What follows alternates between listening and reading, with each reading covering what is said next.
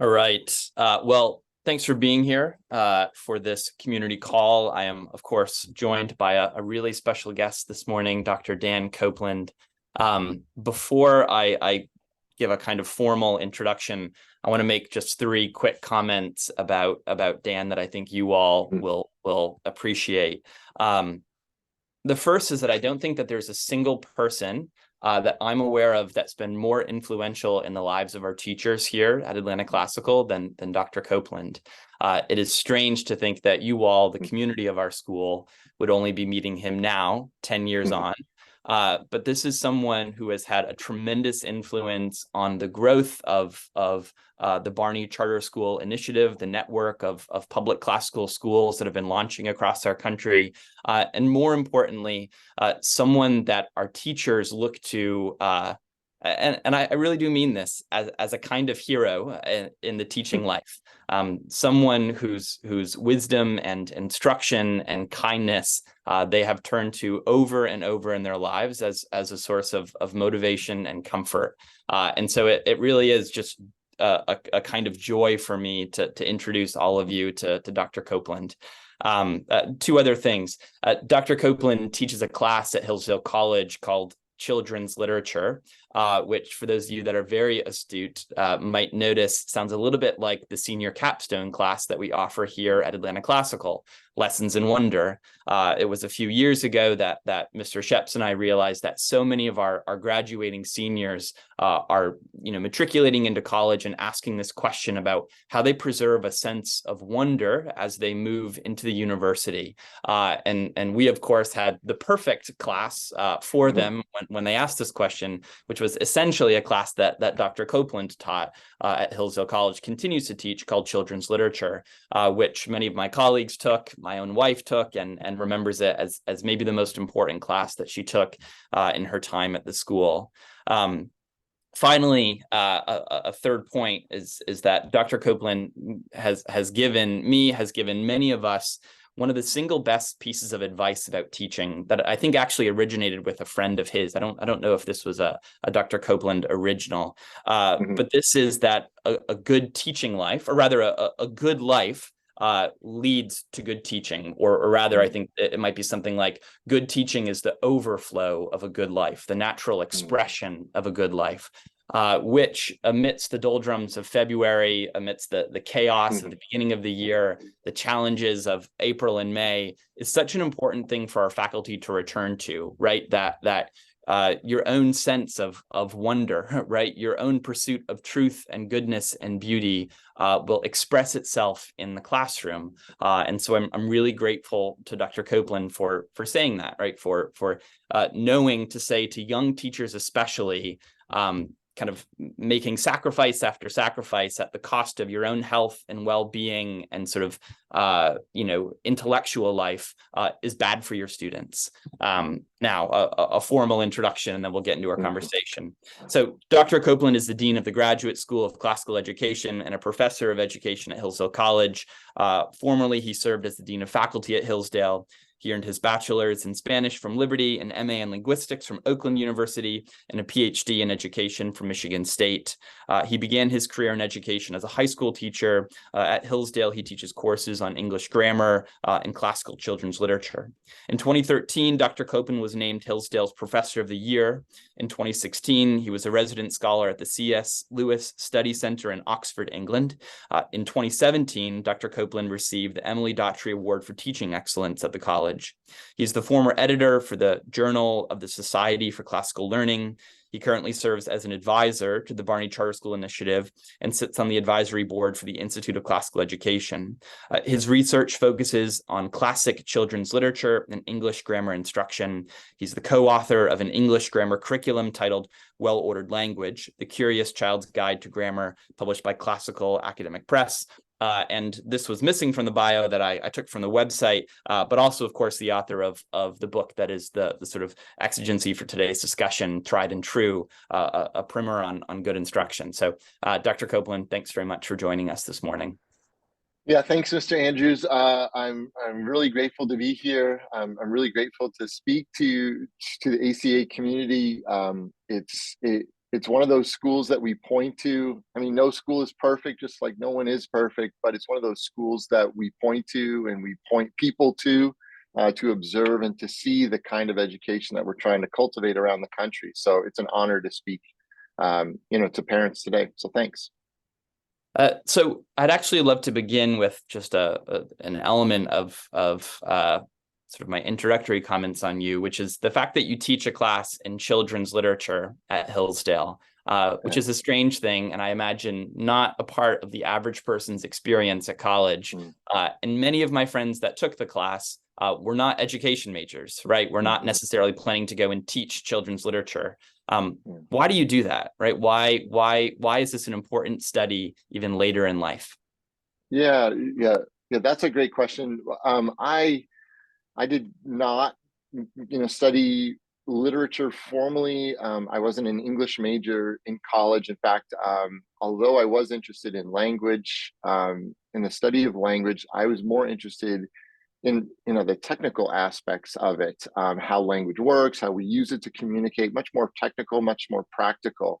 And it was only until I had my own children and a lot of my formal education was actually completed, that it dawned on me that in my own education experience, some of the most formative times and experiences in my own life was interacting with story. And suddenly, when my wife and we have three children and we had children of our own, I was struck with the obligation as a parent to help shape and form my own children and their understanding of the world, their understanding of God, their understanding of their obligation to operate within a community, their moral formation. I suddenly realized, that this is a huge responsibility. And around that time, I began to read a lot about moral formation in children. Of course, I'd kind of studied it, but at a distance. But again, when you have your own children, these things become so important, infinitely important. And so I just began to study it and realize, again, confirming my own experience, just how powerful story was in the overall formation of children, but especially in moral formation. So as a result, we had a class here at Hillsdale called Children's Literature, and it was more of kind of, here's how to do a book study, here's how to read stories to children, here's how to hold a book when you read aloud. Probably more of the kind of thing that you would see in many ed schools today. But as a department, we realized that this class in particular, classic children's literature, was at the core of what we were trying to do as a department, because we were trying to prepare teachers first and foremost, but we were trying to prepare undergraduates to be able to go forth and be involved in the moral formation of young people. And it's interesting that you would point out the fact that oftentimes we get people who are, even though it is an education class here, oftentimes, in fact, often the majority of the students in class are not going to be going into teaching. But they realize, as they're moving into this early stage of life, many of them are getting married directly out of college and plan to have children. It's really dawning on them that they have this obligation as parents for their own children. In fact, I had a student a couple of years ago, towards the end of the course. It was in April, and she came up to me and she said, "Dr. Copeland, you misnamed this class. You call it children's literature, but you should have called it Parenting 101." And I think that's right. I think that it is well beyond just moral formation in a classroom context with a teacher and students. It goes well beyond that. And probably another element is, I have three children, and I've made, my wife and I have made plenty of mistakes in raising them, and so I bring a lot of those stories into the classroom as well, about the victories, but also the failures as well. And so I often threaten my students in that class, and I say, I'm going to tell you some stories, but if you ever run into any of my children, you are not allowed to tell them that I told these stories in class. But then again, that's reinforcing the idea that even within the context of that class, the stories that I'm bringing in from my own children and from our own experience are incredibly powerful in shaping my own students' understanding about the concepts and the ideas that I'm trying to teach within that class. Yeah, it's incredible how early in a child's life stories begin to have a formative effect on the way that they see the world. Indeed. I was putting my 2-year-old to bed last night, and he looked at me just apropos of nothing, and his face just got sort of just insanely expressive, and he said, "Dad, what about Thor?" Just out of nowhere. And I thought he was saying Thor. I was like, "Neil, Yeah. Thor what?" No, he's like, "No, Thor." And I was like, "Oh, you want to read a story about Thor's hammer? Where is Thor's hammer?" Oh, that's excellent. The issue was that we had reached our quota for stories for the evening. It was bedtime, and that that Sure. beautiful story then turned into an explosive fight between me and my 2-year-old as I Right, struggled to put right. him to bed. So Right, a right. beautiful parenting moment followed by a profound failure. Yeah. So one of the things that is curious to me about working in education is the number of people, teachers, friends, parents that come up to me and say, "Why do you do this work?" And I never really know why they're asking that question. I don't know if I should be insulted sometimes because I know that my friends in other professions are not asked. Mm, So tell me why you're a lawyer, or tell right. me why you've gone into business. But for some reason, people think to ask educators all the time, Mm, "Why do you teach?" Right? mm. As though there ought to be an origin story. And I'm interested Yeah. in why you think folks ask that question. Why is it the kind of profession that lends Mm. itself to origin stories, to beginnings? Yeah, yeah, it's interesting. I think that's right. And I think it has to go to the heart of why people actually choose to become teachers. And there isn't one way, obviously. There are lots of reasons why people choose to teach, but I think that people um, often choose to go into teaching because they have been moved by something. They have been, or by someone. So either the subject has moved them in a particular way, or a person who knows the subject and more importantly loves that subject has moved them in some way. So all of us who are educators can point back to those teachers who inspired us. In fact, probably all of us, even if we're not educators, can point back to particular teachers who moved us and to shape us. And so oftentimes you have people go into teaching out of love. They certainly don't go into teaching to become rich. And we can talk about the particulars of how much teachers get paid and the impact and all of that. And there might actually be some benefit. I can't believe I'm saying this, to not overpaying teachers, because then you actually get people who truly care about the job coming into the job. Now, that said, I would love to be able to pay educators more, and to the heart of your question, why do people ask this?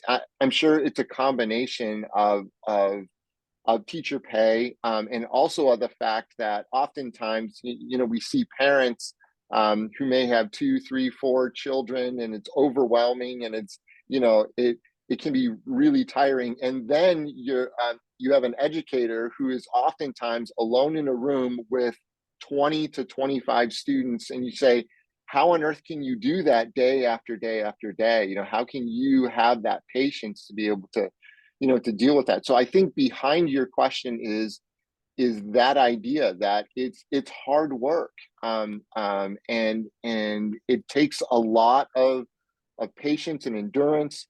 But the reason why I think people go into it and why people stay in it is because they love it, and they love the subject, they love the students, but more importantly than that, perhaps, is that they see the impact that learning has on their students in terms of shaping and forming them, and to a certain extent, being an educator, I can say that that's addictive. When you see the power of education in the lives of your students, you just want to do it more and more and more. That doesn't mean that the job is easier or that it gets that much easier over time. It's always going to be a demanding profession. And that goes to the heart of your question. But it's also incredibly rewarding in that aspect as well. In that, I mean, what greater work is there than actually shaping human lives and actually shaping the lives of young people? It's incredibly powerful, and as I say, it's incredibly addictive as well. Mhm. Well, I'm curious about your origin story then, right? Who Yeah. was the teacher that did that for you? What was the moment that you knew this was your path? Yeah, that's interesting.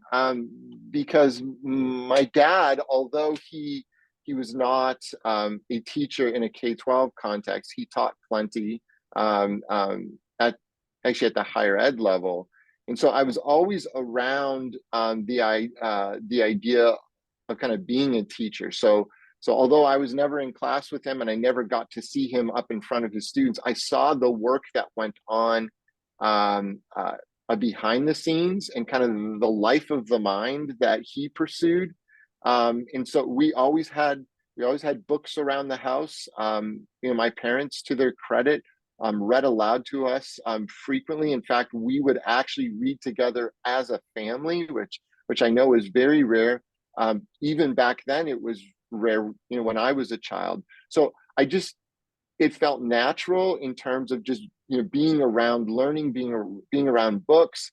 I don't know if I was necessarily smart, but I found school to be enjoyable, and I understood kind of the ebb and flow of the school year, and just school felt good to me. So I would point to my dad and I would point to my parents primarily, and then I had a couple of students teachers along the way.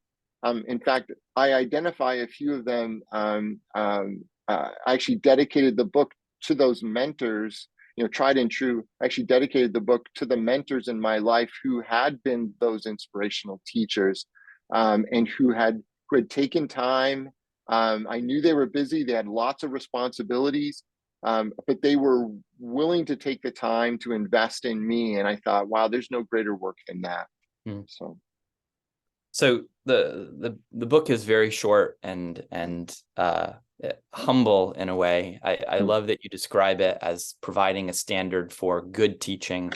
Actually, this is another of I don't know, your most common pieces of wisdom that I use very frequently with our faculty is that what we say from the front of the room about teaching is always in an effort to describe good teaching, but not great teaching, right? Great teaching is always going to be inspired and creative and dynamic in ways that are probably impossible to define. But we think we can get pretty good at saying this is a baseline for solid instruction. And one of the very first, I think maybe the first commandment, the first instruction from the book is to follow the mission. Which I wonder if there is any book on education that begins that way. I think that's novel, at least, that you would start this way. And I'd love for you to comment on why you thought it was so important to start with this. yeah, it absolutely is, and I would think because education, primarily classical education, requires it. Um, Teaching, especially teaching at today, can lend itself within some contexts where a teacher is alone in a room, and although there are some obligations placed on that teacher and some oversight, it pretty much is a lot of the what goes on in the classroom is left up to the teacher.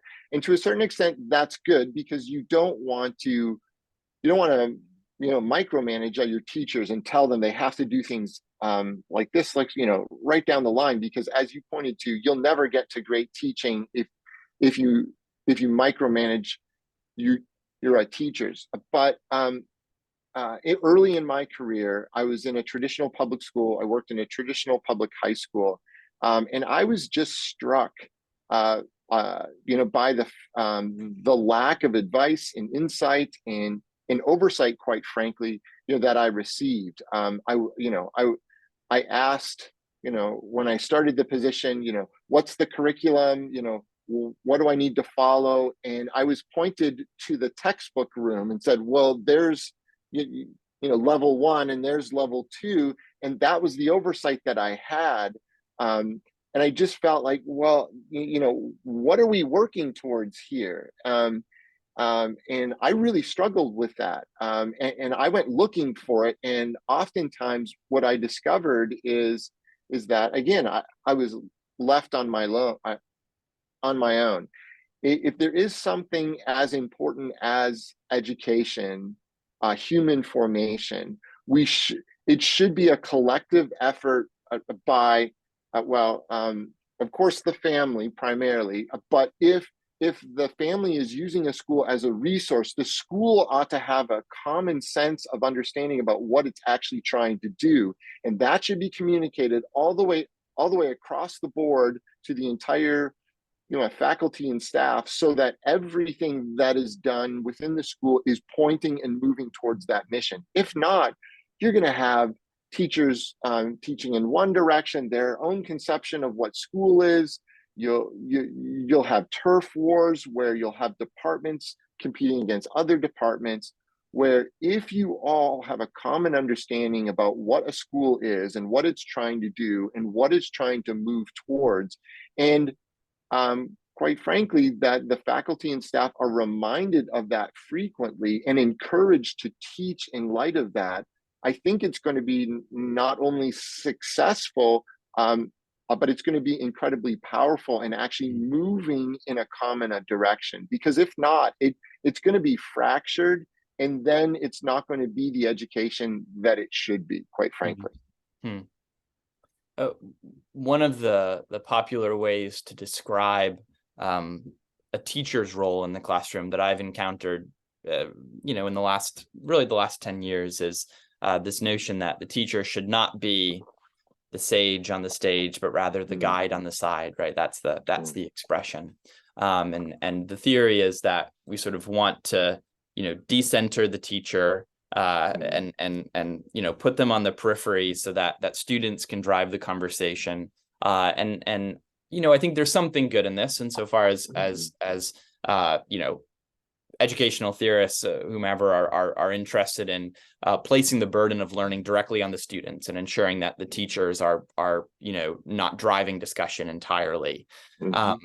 But we at Atlanta Classical make this big deal about having teacher-centered classrooms. And then I read the second chapter of your book, which I thought was probably this is where I felt like you were speaking with the greatest strength. Like there was a kind of toughness, a force that I felt in chapter 2 that I didn't really feel in the rest of the book. Not that I think the rest of the book maybe doesn't require it, but with chapter 2, you're really making a bold claim, which is where you say, you must lead as a teacher.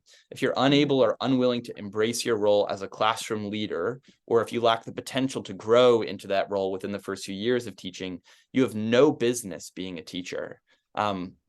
Why state it so strongly? Why is it so essential that we think of the teacher, not as someone that's just sort of floating on the side, but as the leader of that space? Yeah. So in the field of education, for well over 100 years, there's been this romantic, notion. You can chase it back, through Dewey to Rousseau. This idea of the noble child, that the child is in the uncorrupted state, and that we as adults are the ones who have been corrupted by our materialism, by society, whatever. And so the obligation of schools is to protect the innocence of the child. And again, in a lot of bad ideas, there's an element of truth in it. And children are, to a certain degree, innocent. But that said, children need to be shaped and they need to be formed. And I think this romantic idea of education, it's not viewing children as future adults. And again, trying to almost preserve that childlike innocence, or that child purity, that innocent form. And I think that is terrible. I think education is the idea that it's the recognition that these children, as innocent as they may be, in some degree.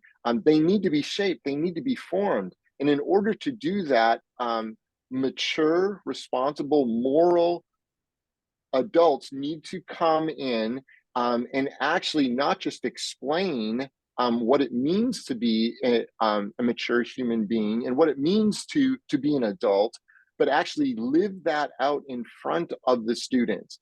And I think the education establishment has done a lot of things wrong, but that's one of the biggest lies it has told, is that we should not impose ourselves on children. We as adults, we're the corrupted ones. In fact, we should be co-learners. We should learn from the child. I think that's exactly backwards, in that we have an obligation as educators to lead, and leading again means with our words, but it also means with our actions in the way that we live our lives. And I put it early on in the book. I wanted to start with the mission of the institution, because I think, again, everything needs to begin with the mission of the institution. Everything should be mission driven. But that said, in chapter 2, I wanted to make it clear that that this book, as short and as simple as it is, it's operating from the understanding that we're looking for mature adults to be educators, and they have a responsibility to go into the classroom in word and in deed and lead these children. And actually, it is an act of compassion. It's an act. It's at the core of what a teacher actually does, is to play that role and to lead students towards something good, true, beautiful, noble, which is to become a mature human being, to become a mature adult in society. One of the things that that I think is perhaps most important about running a school effectively is managing relationships with families and parents, right? And most of the folks on this call are parents, and this is I think one of the best things about ACA, that on the whole we have families that love this place, that chose this place for its mission, that understand the kind of education that they're signing up for, and have been wonderful partners with us in the pursuit of that mission. I wonder, from just your collected experience, how should teachers conceive of the family? How should teachers conceive of what their role is and what the parents' role is, and where they should be appropriately deferential to the parent and to seek their input actively? What have you learned over time about managing that relationship effectively? Again, in the book, I state quite clearly that parents are the first and often the best educators in a child's life. And if we're going to do our jobs well as educators, we need to acknowledge that. We need to recognize that, recognizing that we are flawed as educators. Parents are flawed as parents as well. So it's this understanding that we're all hopefully moving in the best interest of the child, but there is a special role that the parent plays in the child's life. So therefore, the school is operating in the place of the parent, as a resource to the home, to be able to offer the kind of education that perhaps is not readily available in the home. And so it's important for educators to realize that an educator, that he or she is a resource to the family, is a partner with parents. Again, not playing the primary role. The parent still plays the primary role, but is playing a supporting role to parents. So acknowledging that up front is really, really important. That said, within a classroom, if you do have 15, 20, 25 students, you're going to have to create an environment where you can move along through the curriculum. And so you want parents to be involved. You want them to ask questions, and you want to have those open lines of communication throughout the entire teaching and learning process. That said, as an educator, there needs to be boundaries, and you obviously don't want 25 sets of parents showing up at any time. And I think the school can help can help create those opportunities for parents to be involved within limits. And again, that has more to do, with your job as an administrator in kind of managing that. But I think the fundamental, and I'm going to go back to it, the fundamental point that I try to stress with teachers is do not forget the special role that parents play in a child's life. And I just want to say that is incredibly countercultural today. Even this morning, as I was getting ready for work, I was listening to a podcast, and there's legislation in California that is directly trying to counter that idea that of the special primary role that parents play in a child's life. And the whole movement is towards this idea of trust the experts. In fact, if I were to boil down the argument of the education establishment, it's we need more money and trust the experts. And when you say trust the experts, what you're really saying or implying is that parents are not the experts. And I think that is fundamentally wrong. And I think everyone at ACA would agree with that acknowledging and the primary role of parents and creating opportunities for parents to be involved.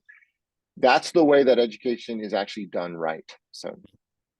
Yeah, it reminds me of a beautiful moment from To Kill a Mockingbird that our founding principal loved to return to, where Scout goes to school and she knows how to read, and her teacher's like, no, you can't trust your father. He doesn't know how to teach you how to read. Forget everything that you've learned. We're starting from the beginning. Only I can teach you this work. And Scout, is sort of angry, as she often is, and over the course of that story.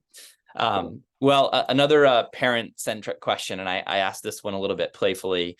You have a great chapter on asking good questions as a teacher, which is something that we're obsessed with here at ACA. This is sort of the core of our pedagogical approach is asking good questions. And so we've spent a lot of time and invested a lot of energy and resources in giving our teachers models for good question asking. But so for the parent that has a high school boy that is silent every single time when they get in the car or return home at the end of the school day, and refuses to give any kind of commentary on how the day was or what they learned. Could it be that the parent is actually asking a bad question, a badly framed question? Could you give some advice to parents, as you might to teachers, about how to ask questions that actually lead to conversation? So again, I ask this mostly playfully, but I think there's real insight. I don't yet have a child that's withholding his words. It's the other issue, but he's anyway. I'd love you to take this. Yeah, so the easiest question to ask, and the one that kind of comes off the top of our head, was, how was your day today? And that's almost kind of a throwaway line now. And unless you've cultivated conversation in a meaningful way, that's often probably not going to lead to a really quality kind of a discussion. So what my wife and I have done for years is that when we sit around the table in the evening eating our dinner, we'll often ask a number of questions, and we'll kind of start with, what was the favorite part of your day? And we'll actually go around the table and we'll just, all of us, whether we're in school or not. I think that's a good one. And we usually say, and you can't say PE, and you can't say art. So what was the favorite part of your day? And that gets the conversation going. I think the students then are, they're given the opportunity to make a choice. I would highly recommend that you not leave it there. If you'll notice in my question, what was the favorite part of your day? I didn't include lunch because, believe it or not, almost every day, even though our youngest is a 16-year-old now, and our oldest is 22, well beyond K-12 education, almost every day we ask about lunch. And I usually ask the question, so what was the conversation at lunch about? I usually start with, who did you sit beside? And then what was the conversation about lunch? Now, Now, if I were to ask that out of the blue to a 16-year-old, she might be alarmed, but she's so used to answering that question that it's just kind of common, that she'll just tell us about the conversation. We have learned a lot about the company she keeps at school, the kinds of conversation, what's going on out of school, in school. And so our kids have just been used to answering that question. Now, ultimately, I think it's good to actually get the students or your own children to talk about the content of school as well. And so I would encourage parents to use a wide variety of questions, close-ended questions, the what, where, when kinds of questions, and then more open-ended questions of, as well, the why and the how. And so it can be as simple as, so you had math class today. What is one thing that you remember from math? And just encouraging students to think about the subjects they're studying in school outside of the context of the school Hmm. or homework time, forces them to actually have those things go through their mind again, which is incredibly powerful to have it pass through their mind again and remind them of what they actually did. But because they're out of the school context, they may actually begin to make connections to the outside world that they wouldn't have made in the inside world. So even if it's a closed-ended question, like what is one the name of one person that you learned about in history class today? If they can identify one person, again, those ideas are triggered in their mind and they begin to come into the short-term memory. And then you can ask questions. Well, what do you remember about that one particular person? Where did he live? When did he live? Who did he interact with? All of those kind of things can lead to more. So what impact did that person have? Why is this person important? Why do we need to know that? So starting with those close-ended questions that kind of trigger further ideas, I think is just a great way that'll lead to a great conversation. But don't be surprised if you get an unproductive conversation out of, so how was your day today? So Yeah, it's funny. One of the ways that I've come to describe ACA's responsibility to particularly to parents that have students in 10th, 11th, and 12th grade is that I think that students should leave this place with questions on their mind, right? And the senior thesis is the final test of this. Do you have something that almost feels existentially threatening, right? A question of significance and import that you feel a kind of urgency and desperation about answering, and that the best kind of education should prepare you to have questions like that on your heart and on your mind by the time that you leave this place. And I love to think about the ways in which little conversations with parents, with family, with friends, over time, as they progress beyond the just how was your day, can lead students to reflect seriously on what did I encounter? What did I see today? What did I learn about my world? And what other questions is that prompting me to ask? And in a way, all of this is preparation again for the capstone project for this senior thesis. All right, a final question for you here, and I think this is a popular subject. It's on everyone's mind right now. It's about artificial intelligence. Not that either of us are experts in artificial intelligence or know the first thing about it, but I've had some really smart parents and actually some other sources kind of explain it to me. So the question I have is this, though. One of the professions that I sometimes see on lists as potentially being replaced by artificial intelligence is the role of the teacher. And I think there's actually an argument embedded in that suggestion that the role of the teacher is to share knowledge, right? Primarily, that you are a purveyor of knowledge, and that's your first and final responsibility. You know things they don't, so you say them out loud, and then you're done with your job. And so, of course, then your job is threatened by the encyclopedia, by the internet, and now finally by artificial intelligence, which is an even better version of all of those things. But to me, I think artificial intelligence is kind of an inspiration because it clarifies what a teacher can do that no technology can. Anyway, I'd love to hear you describe that work of a teacher that cannot be replaced by any technology, and what the advent of something like artificial intelligence might teach us about the responsibility of an educator. Yeah, that's a huge issue, and we're dealing with it here at Hillsdale College as well. A couple of things. One is that you're right. As AI continues to expand, information has become available and is readily available. Maybe even the cultivation of skills can also be done, through means of technology and all of that. But in classical education, we're not just about the acquisition of knowledge and the acquisition of skills. We're also about the cultivation of wisdom, which inserts a moral component there of the pursuit of goods, of good things, and the love of those things as well, which is a moral component that I don't care how sophisticated technology gets, it's not going to be able to recreate that, because that is a human element and it requires human interaction. It requires true human experiences, and it's not just the acquisition of more. It's the pursuit of real depth, of real humanity.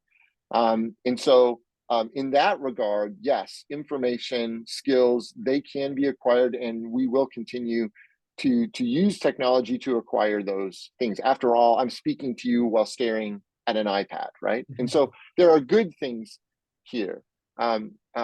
But that said, the truly human things, the things that make us who we are as human beings, can only be cultivated by other human beings and our interaction with other human beings. And so at that level, it requires human beings. There's one other element here that a colleague of mine shared with me as we were talking about AI, is that I think that AI and the prevalence of it is creating a wonderful opportunity for the cultivation of moral integrity as well.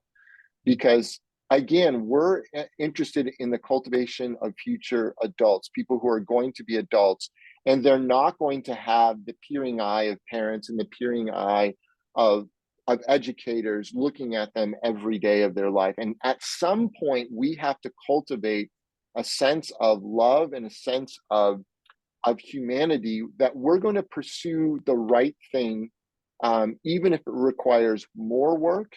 In fact, maybe even especially if it requires more work. And it's the opportunity to learn, and as trite as it may sound, that there are no shortcuts in life.